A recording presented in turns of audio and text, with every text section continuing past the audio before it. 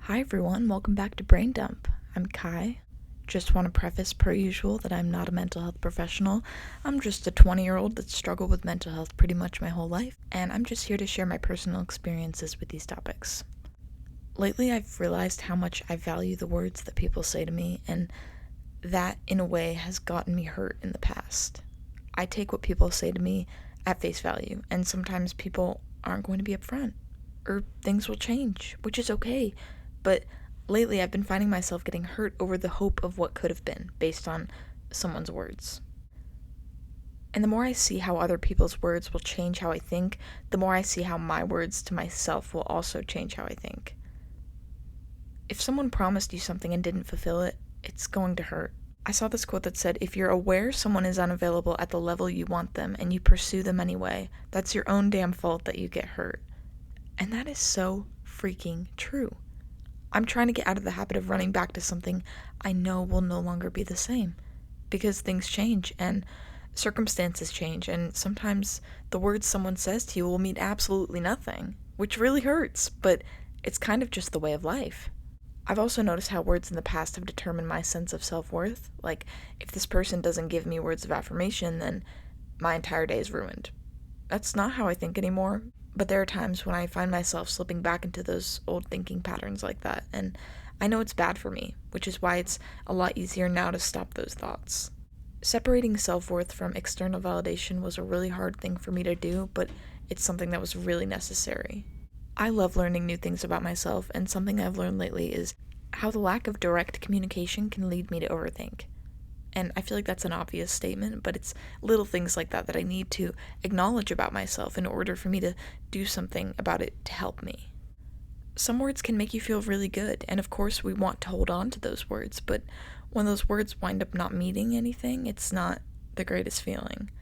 That's something I've been struggling with lately, and there's not a whole lot of words I can use to describe the feeling besides disappointment. I had high hopes for something, but things changed, and that's okay. Sometimes I'm going to be let down, and that's a part of life. Every experience teaches me a lesson, and I'm grateful for the lesson that I've been taught in my life recently. I think the fact that I hold on so tightly to what people say is because I want to be hopeful. Like, hey, maybe this will be the time it'll go right. But then it feels like it never does. That's what gets me more hurt in the long run. And in all honesty, I don't know how to fix that. It's just holding on to the hope of what could have been, and knowing that it'll never happen. It's disappointing. And I really don't know how else to describe that feeling.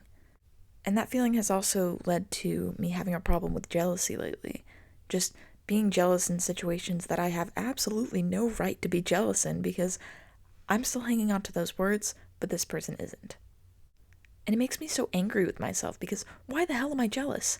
It's because in the back of my mind, I think to myself, why is this other person worth making time for, but I'm not? And that comparison isn't doing me any favors. Comparing at all doesn't do me any favors. I get jealous because of that hope of what could have been, based on the words that this person had told me. And again, in life, things change. People change their minds, which is okay. But the problem with me is that it's hard for me to detach from a person. And when it's a quick switch like that, it's even harder. So sometimes I become jealous and bitter, and I'm not proud to admit that, but it's true. And I'm not trying to be that way.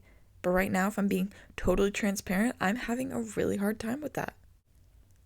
I think the reason I became so jealous is because I think about the words and the things that I was told by this person, and I think about it in the present tense. And I have a difficult time separating those past words from present feelings.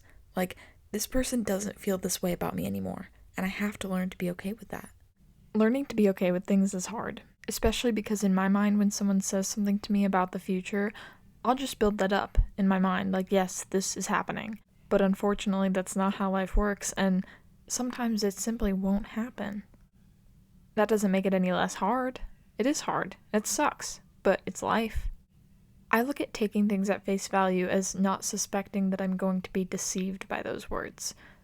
And people changing their minds doesn't mean that they're deceiving me, but it's definitely unexpected when things take a sudden turn. That's a whole nother thing with words. Not everything needs a response.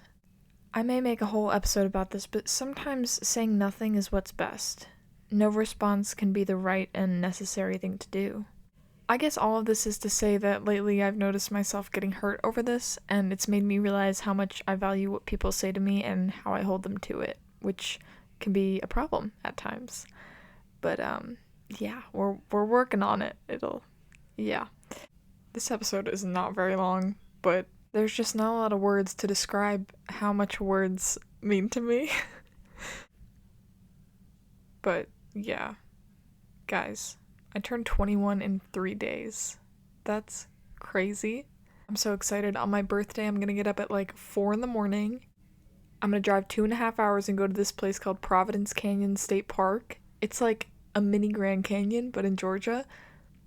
It looks so fucking pretty, and I'm going. So that's what I'm gonna do on my birthday, and then I think my friends are throwing me a little get together on Friday night, so that'll be fun. Other than going hiking and hanging out with my friends, that's about all the birthday plans I got, and I'm good with that. I think I'm gonna go to the park and read at some point during the day. And Saturday night, I think my mom's gonna take me, out to get a drink, so that'll be great. What else? Double exposure? Have I talked about this? I don't think I have. Have I talked about this? Maybe I definitely have, but if I haven't, wow. It's a great game. Honestly, I didn't have that high of hopes for it.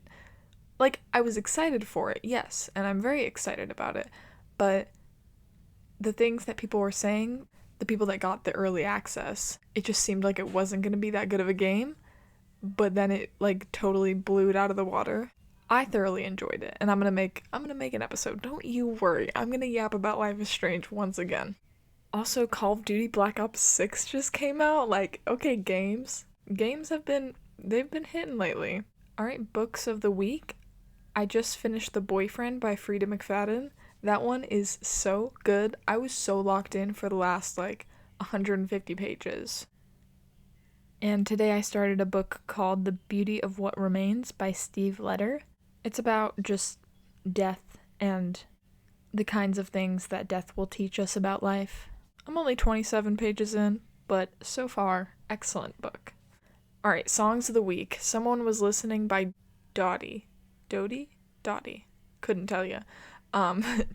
These next 1, 2, 3, 4 songs are by Tyler, the Creator. Judge Judy, Balloon, Darling I, and Take Your Mask Off. Those are all by Tyler, the Creator. Great songs.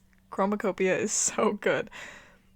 I always forget how much I love Tyler, the Creator until he releases a new album, and then I go crazy over it, and then I don't listen to him again until he releases another album.